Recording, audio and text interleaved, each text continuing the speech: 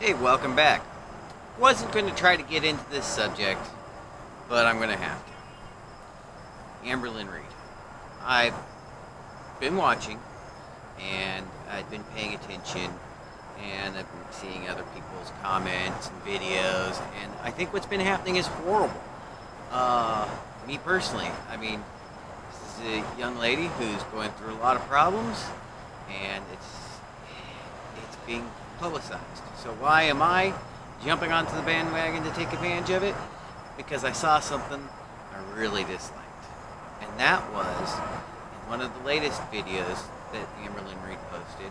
She talked about how she did some binge eating and how she'd had a bad week. I just posted a video how I had a bad week, and I'm an impulse eater, maybe she's a binge eater. Either which way. The problem was she is morbidly obese, and her friends brought over donuts, and that was her trigger.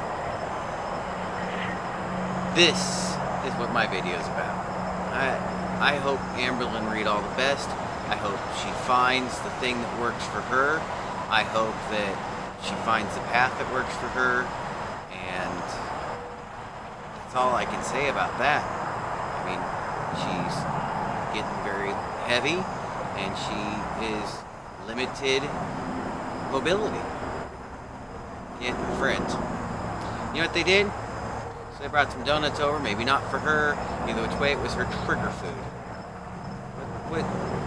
That's like going to a recovered alcoholic's house, and that's it. They went to her house and bringing beer.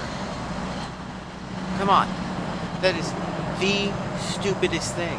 You just don't do that. That's not what you do. It's ridiculous. And now the car passed by. Why not? But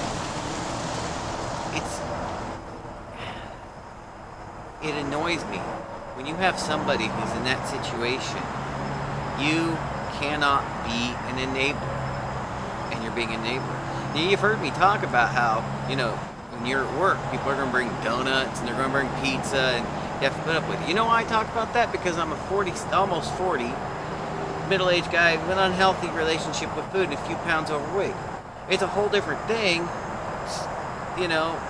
when you're talking about somebody who's morbidly obese, clearly has a problem, and you are bringing them the problem and eating the problem in front of them and being unhealthy in front of them.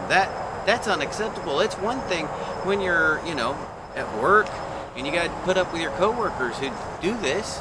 It's a whole nother thing, again, like I said, when you go to an alcoholic's house with alcohol. And you're not their friend. If your friend says, I need to quit drinking, I have a problem with drinking, you don't take them drinking. So, yeah, it really pissed me off when I saw that. That's not the type of drinking you need.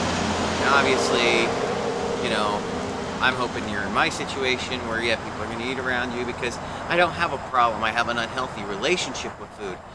Maybe I have, maybe if one of my friends said, hey, I've been drinking too much, I need to cut back. I know they're not an alcoholic, then, I'm going to avoid alcohol. But if I decided, I need to drink less, which I hardly drink at all, but I need to drink less, it's okay if people are drinking beer in front of me or alcohol in front of me, because I have a moderation issue. I don't have an addiction. My problem with food is moderation. My problem with food is portion control. My problem with food is impulse eating. I'm not addicted in the manner that made me morbidly obese, right? I'm not the alcoholic when it comes to food. And Amberlynn Reid's clearly an alcoholic when it comes to food. So anyone who is around her has to treat her food addiction like they would an alcohol addiction. And if you would openly take that beer to your alcoholic friend's house who's recovering or trying to recover, then you're a prick. Period. Plain and simple. You don't do that to someone who's a food addict and they're trying to recover. It's the same deal. It's ridiculous. So, hopefully, her friends do something better. What they're doing is wrong. It's deplorable. So, If you have people like that in your lives, and you're a food addict, you need to get them somewhat out of your lives. And if you know someone who's a food addict, and you've done this, stop, please. It's the thing you need to do in order to help them. So, there's my 2 cents. I got fired up when I saw the video, and I thought, I gotta talk about this. These are the things that it's not acceptable, and we don't think about food in the way that we think about alcohol. But it's the same thing. An addiction is an addiction. Period. And you have to treat it, and you have to treat it the same way, and you have to be respectful of the person with the addiction in the same way. And that is not enabling their addiction. You know what to do. You know, if you're a decent person, you know how to help or not enable an alcoholic.